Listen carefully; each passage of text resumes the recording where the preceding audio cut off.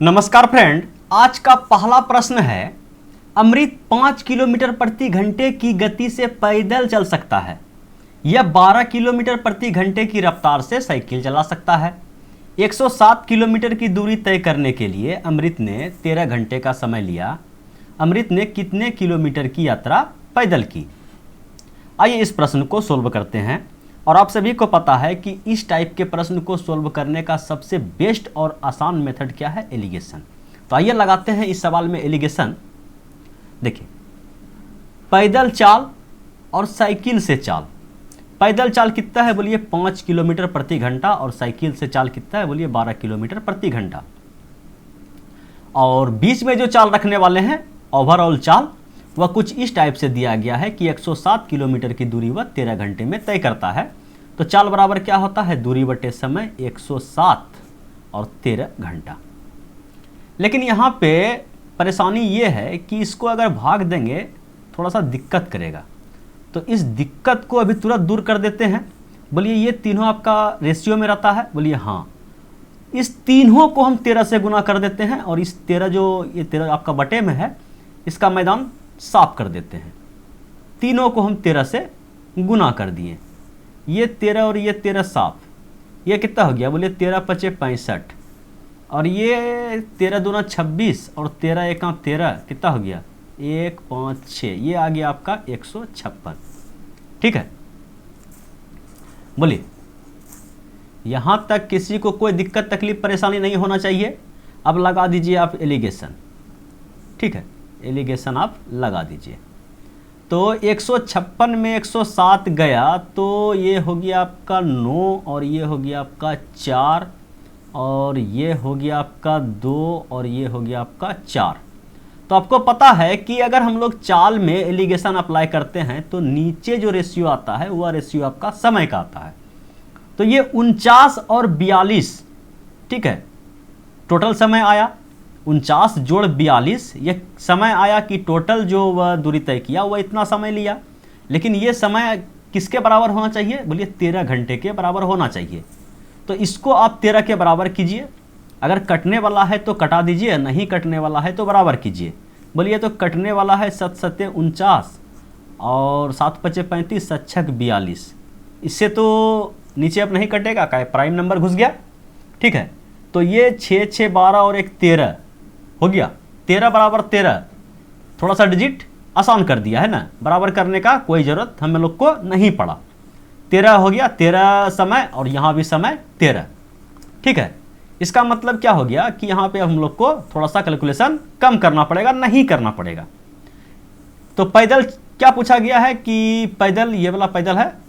तो अमृत ने कितने किलोमीटर की यात्रा पैदल की? तो पैदल यात्रा की, इसका मतलब दूरी पूछा गया है। और दूरी बराबर क्या होता है? चाल गुना समय। चाल है आपका 5 और समय है आपका 7। तो दूरी बराबर चाल गुना समय। ठीक है, 7 पचे 35। ये रहा ऑप्शन नंबर बी आपका आंसर। बोलिए समझ में आ गया? बोलिए हाँ आ गया।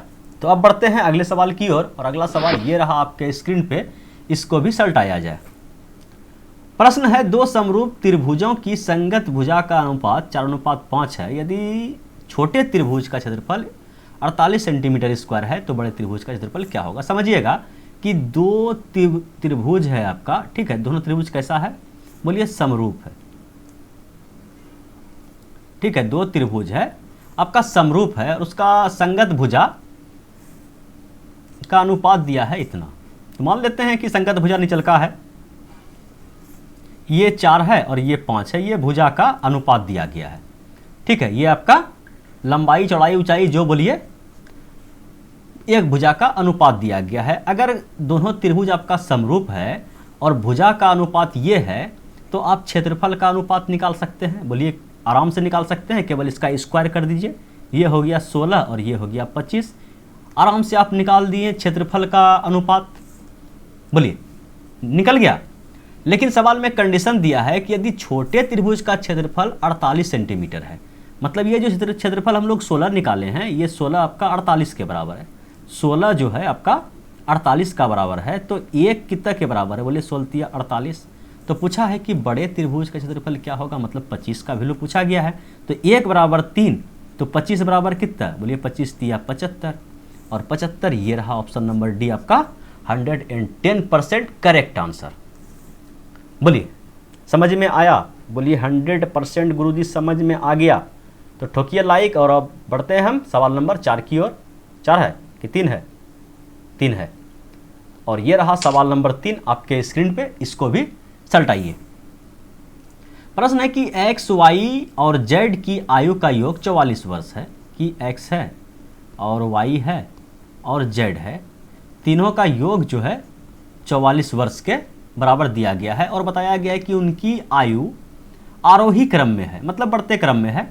यदि x की आयु y की आयु की 2 गुने और z की आयु की 3 गुना है तो y की आयु, अच्छा ठीक है। सबसे पहले आप क्या कीजिए कि तीनों को रेशियो में लीजिए, ये जो गुना बता रहा है इतना गुना रेशियो में लीजिए कि x अनुपात y अनुपात z का मान क्या है। तो बताया गया है कि x की जो आयु है y का 2 गुना, अगर y का मान 1 है तो x का मान 2 है। फिर बताया गया है कि x का जो आयु है z की आयु का 3 गुना, अगर z आपका 1 है तो x आपका 3 है। ठीक है, तो बीच वाला मैदान अगर साफ हो जाए तो हम लोग इस रेशियो को कैसे सोल्व करते हैं, इस टाइप से x बट्टे वाई, ठीक है, और फिर क्या दिया गया है कि x बटे z। अगर बीच में मैदान साफ हो जाए तो क्या हम लोग करते हैं, इस टाइप से करते हैं कि x और y का जो अनुपात दिया गया है 2:1, 2:1, और x और z का जो अनुपात दिया गया है 3:1। अब यहां से देखिए भैया कि एक ही वेरिएबल है x जिसका मान यहाँ पे 2 है, और एक ही सवाल में वही x का मान यहाँ पे 3 है। ऐसा हो सकता है? x का मान जो भी होगा दोनों एक सवाल में अलग अलग थोड़ी होगा। बोलिए नहीं होगा। सबसे पहले आप इसको x को बराबर कीजिए, ठीक है। तो x को अगर आप बराबर कीजिएगा तो 3 दूना 6, इसका एलसीएम के बराबर कर दीजिए। तो इसको बराबर करने के लिए ये जो आपका फ्रैक्शन है इसके ऊपर नीचे किससे गुना कीजिएगा जो एलसीएम के बराबर हो जाएगा? बोलिए 3 से गुना कर दीजिए। तो 3 से यहाँ गुना किए, 3 से भाग दिए, कोई अपराध किए? बोलिए कोई अपराध नहीं किए।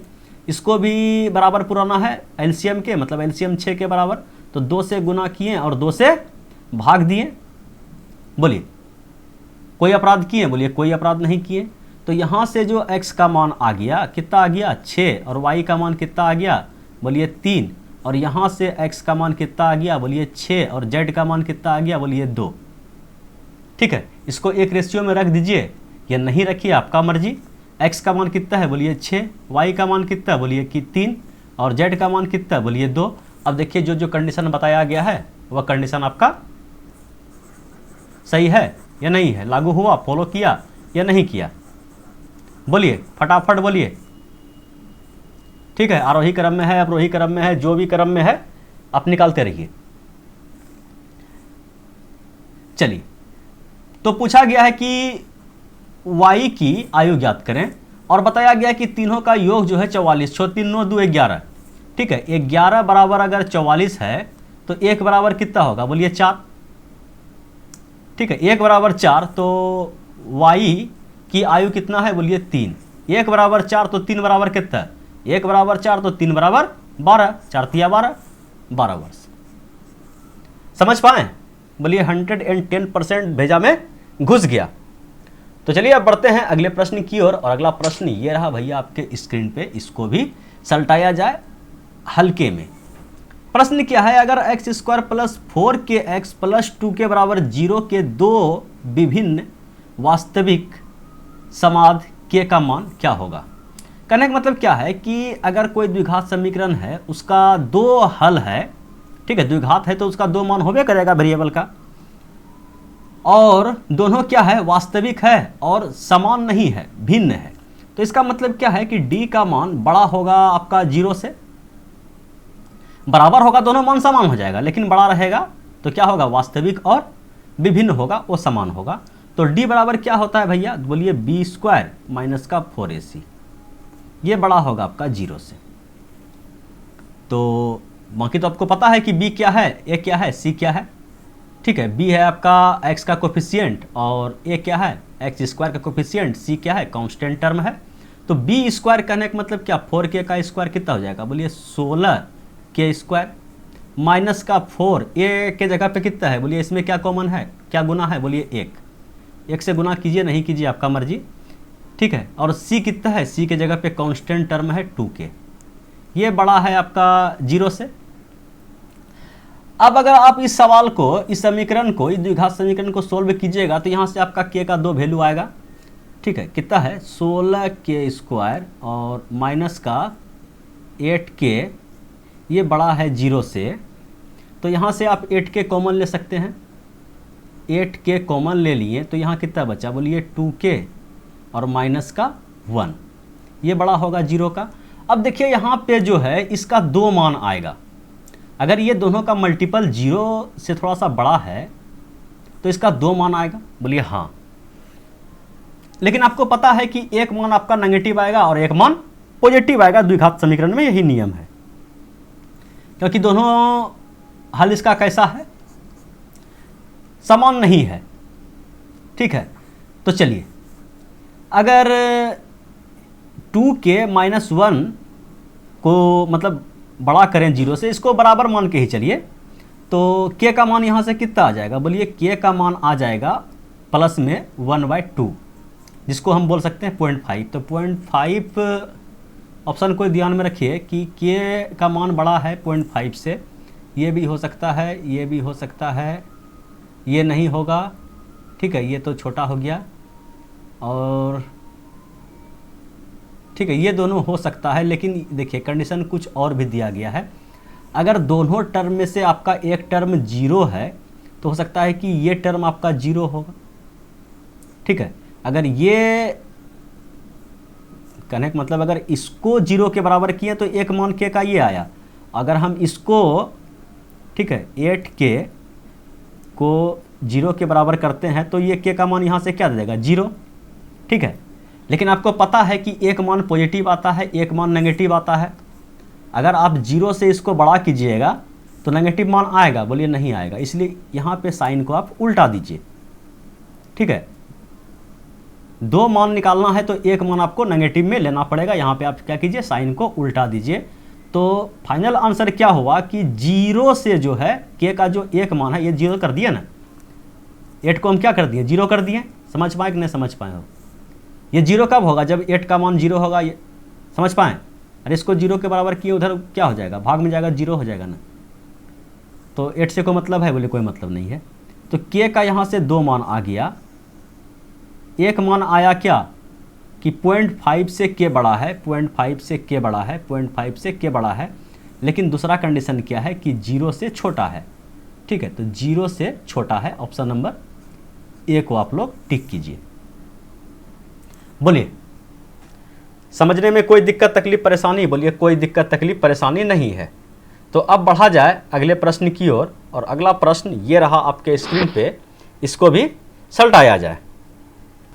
देखिए सवाल जितना बड़ा देखने में लगता है ना, उतना भारी सवाल है नहीं, और ये आज का लास्ट क्वेश्चन है, ठीक है, छोड़ के भागना नहीं है, लास्ट है, इसको सोल्व करके ही दम लीजिएगा। प्रश्न क्या है कि एक टैंकी को पाइप P अकेले 15 घंटे में भर सकता है, पाइप Q अकेले उसी टैंकी को 20 घंटे में भर सकता है।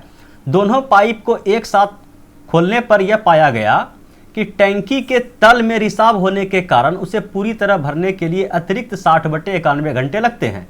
यदि दोनों पाइप बंद किए जाते हैं तो रिसाव के कारण पूरी तरह भरी टैंकी कितने समय में खाली होगी, ठीक है। कहने का मतलब ये है, बड़ा आसान सवाल है, समझिएगा थोड़ा सा, लेकिन लॉजिक है सवाल में, कि एक आपका P है, ये आपका भरने वाला टैंकी है, नल है, और एक नल आपका Q है, प्लस का सिंबल कहाँ देंगे, ऊपर में चढ़ा के लिखेंगे तो, ठीक है। एक नल आपका और है Q, ये भी भरने वाला है। तो बताया गया है कि P जो है, टाइम का बात किया गया है कि P जो है 15 घंटे में भर सकता है, Q जो है इसे 20 घंटे में भर सकता है। ठीक है। तो यहाँ से अगर हम टोटल वर्क देख लें एलसीएम के बराबर होगा, तो एलसीएम कितना हो जाएगा आपका, बोलिए टोटल वर्क टैंकी का क्षमता या टोटल वर्क बोलिए, एलसीएम बोलिए, बोलिए 60 हो जाएगा। ठीक है, 60 हो गया। तो अगर ये दोनों एक साथ अगर काम किया होगा तो टैंकी को भरने में कितना समय लगा होगा, बोलिए यहाँ पे कार्य क्षमता निकाल दीजिए, भाग दीजिए, 15 तिया 45, चौके 60, 20 तिया 60, ये टाइम का अनुपात आ गया, कार्य क्षमता का अनुपात आ गया। कहने का मतलब क्या, कितना समय लगा होगा अगर दोनों मिलके इस टैंकी को केवल भरा होगा जिस समय कि छेद नहीं होगा, तो बोलिए कितना समय लगा होगा, बोलिए कि 60 भागा, यहाँ समझिए, तो उसको समय कितना लगा होगा, बोलिए कि 60 भागा 7 घंटा में वह टैंकी भर गया होगा। लेकिन अब सवाल में क्या है लॉजिक, कि दोनों पाइप को एक साथ खोलने पर यह पाया गया कि टैंकी में रिसाव होने के कारण, पेंदी में रिसाव था, पूरी तरह भरने में इससे इतना घंटा लगा नहीं, इतना घंटा अतिरिक्त लगा। ठीक है, मतलब क्या हुआ कि P प्लस Q और माइनस का एक लीकेज वाला को L मार दे, चलिए R मार देते हैं। ठीक है, तीनों अगर एक साथ काम किया तो कितना समय लगा, बोलिए इतना समय तो टैंकी भरता, लेकिन रिसाव के कारण इतना घंटा अधिक लगा, तो अतिरिक्त समय को जोड़ देते हैं। ठीक है, 60/91 घंटा इसको अतिरिक्त लगा, तो कितना समय लगा होगा, बोलिए एलसीएम लीजिए, 91, 13 7 91, 13 5 65, 13 6 78, और ये हो गया आपका 60, जगह भी तो कम है, चलिए मिटाएंगे।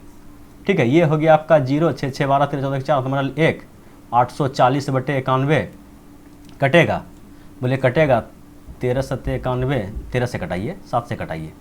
ठीक है, ये 7 से कटा 13 बार में, और 7 से कट गया एक बार में, 7 दूना 14। ठीक है, तो ये जो है 120/13 समय लगा।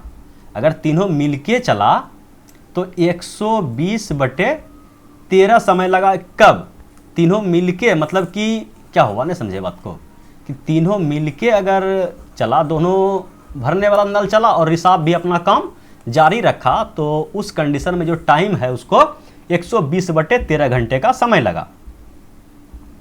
ठीक है, तो इसका कार्य क्षमता भी निकाल दीजिए, जैसे सबका कार्य क्षमता निकालते हैं वैसे इसका भी कार्य क्षमता निकालिए। तो बोलिए कार्य क्षमता निकालेंगे तो 60 से भागा देंगे, कि 60 भागा 120/13, ये 13 आपका गुना में आ जाएगा। ठीक है, कहने का मतलब क्या हो गया कि 60 दूना 120, ठीक है, 13/2, इसका कार्य क्षमता कितना आ गया, बोलिए कि 13/2। किसका आया 13/2, कहने का मतलब क्या, 6 × 12 1 13। ठीक है, कहने का मतलब इसको साफ लिख देते हैं कि इसका जो कार्य क्षमता आ गया 6.5 आ गया, 6.5 आ गया, किसका, तीनों का एक साथ वाला। अब पूछा है कि रिसाव के कारण जो है टैंकी कितना समय में खाली होगा, अगर केवल भर गया टैंकी, केवल रिसाव से पानी कितना घंटा में निकलेगा। तो देखते हैं कि P प्लस Q और माइनस R का मान कितना है, बोलिए तीनों का 7 का जो है ना 6.5 है, और 4 3 7 तो इसी का है, 7 अगर इसी का है भरने वाला का, देखिए P प्लस Q का मान कितना है, बोलिए 4 इसका 3 इसका, कार्य क्षमता 7, और इसमें कितना घटाइएगा, बोलिए कि समझिएगा कि यहाँ पे देखिए ये दोनों को जोड़े ना, कितना हुआ 7, 7 में क्या घटाइएगा आप जो कि 6.5 आ जाए, बोलिए 0.5 घटाइए। तो इसका मतलब ये है कि यहाँ से जो है रिसाव का जो कार्य क्षमता निकला वह कितना निकला, बोलिए 0.5। ठीक है, रिसाव का जो इफिशियंसी निकला, कार्य क्षमता निकला, कितना निकला, बोलिए 0.5। अगर 0.5 के रेट से रिसाव पानी निकालेगा तो 60 लीटर जो टैंकी का क्षमता है इसको खाली करने में कितना समय लगेगा, बोलिए कि 60 भागा 0.5, पॉइंट उड़ाइए ऊपर 0, और 12 पंचे 60, 120 घंटा में पानी खाली हो जाएगा। बोले समझ पाएँ या नहीं समझ पाएँ, बोलिए समझ पाएँ या नहीं समझ पाएँ। हमें ऐसा लगता है कि आपको समझ में आ गया होगा, कोई किंतु परंतु नहीं रहा होगा इस सवाल को समझने में, जितना बेसिक लेवल से इस सवाल को हम समझा दिए। यही था भैया आज का last question. Thanks for watching video अच्छा लगा तो लाइक ज़रूर कीजिएगा। फिर मिलते हैं अगले वीडियो में, तब तक के लिए बाय बाय।